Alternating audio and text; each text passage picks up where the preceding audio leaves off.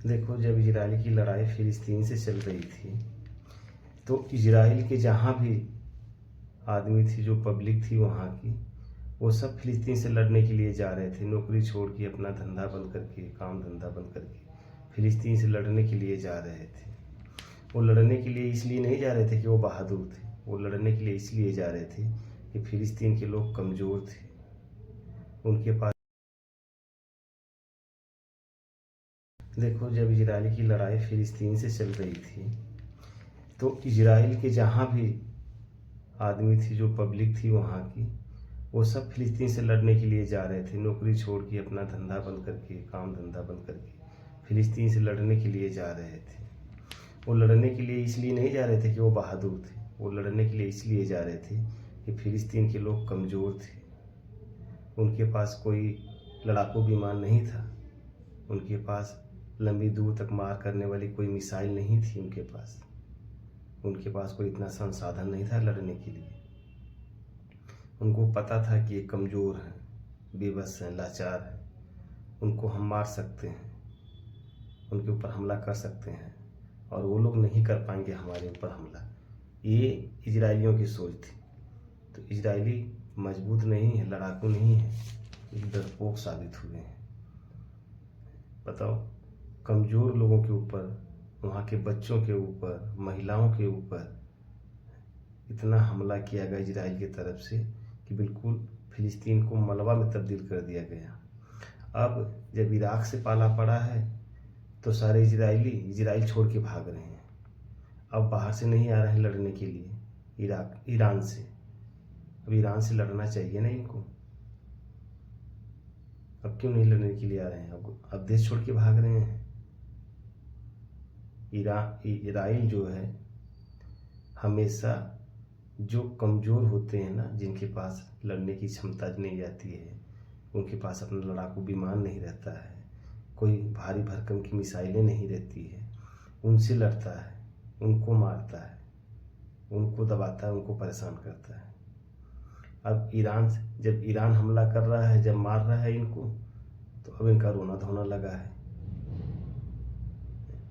और अमेरिका की स्थिति तो ये है कि वो कभी जो पावरफुल देश होते हैं उनसे लड़ाई लेता ही नहीं है, कभी करता ही नहीं है।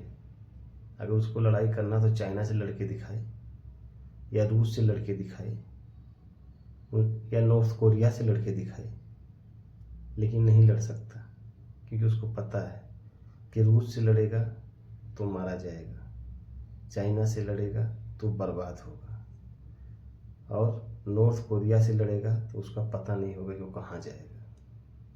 वो हमेशा जो कमज़ोर देश होते हैं उनके ऊपर हमला करता है, और वो लोकतंत्र की हमला नहीं करता है, वो हमेशा अपनी सत्ता कायम करना चाहता है, वहाँ के संसाधन पे कब्जा करना चाहता है। ये अमेरिका की चाल है।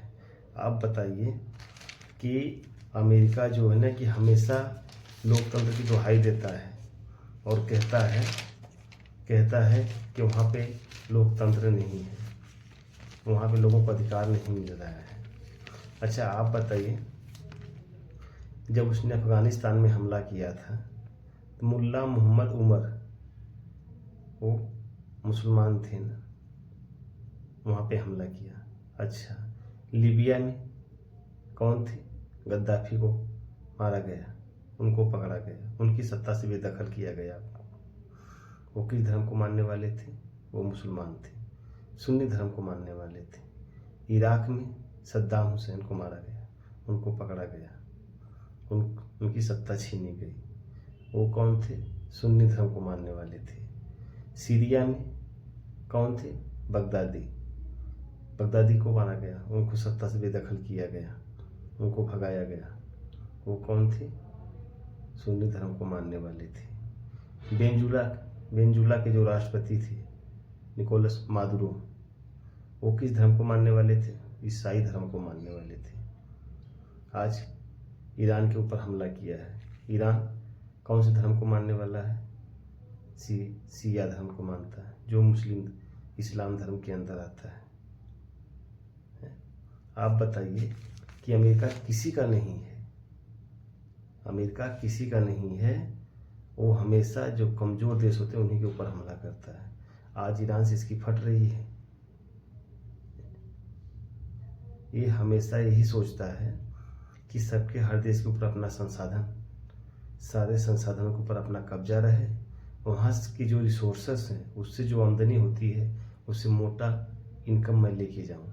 अमेरिका की यही चाल है और ईरान के ऊपर ये कामयाब नहीं हो पा रहा है, क्योंकि ईरान इन 45-50 सालों में अपने आप को खूब अच्छी तरह से तैयार कर लिया है लड़ाइयों के लिए। क्या ईरान के साथ इसने कमती किया? कभी ईरान की जो चीफ परमाणु वैज्ञानिक थे उनको मार दिया जाता था, तो कभी वहाँ के राष्ट्रपति को मार दिया जाता था, तो कभी किसको मार दिया जाता था, जो वहाँ बड़े बड़े जो अधिकारी थे, जो वहाँ के सैनिक थे, बड़े बड़े अधिकारी जो थे उनको मार दिया जाता था। कौन मरवाता था? इजराइल और अमेरिका, ये मिल के मारते थे। इन्होंने कमती अत्याचार किया था। अब 17 ही 18 दिन में अब अमेरिका की हालत ख़राब हो गई है, जबकि अभी भी अमेरिका के ऊपर डायरेक्ट एक भी मिसाइल नहीं पड़ी है। अगर एक मिसाइल व्हाइट हाउस के ऊपर पड़ जाए या अमेरिका के अंदर गिरनी शुरू हो जाए तो अमेरिका को पता नहीं चलेगा कि अमेरिका की क्या स्थिति होगी। लेकिन अभी अमेरिका के ऊपर कोई मिसाइल नहीं गिर रही है, इनकी तो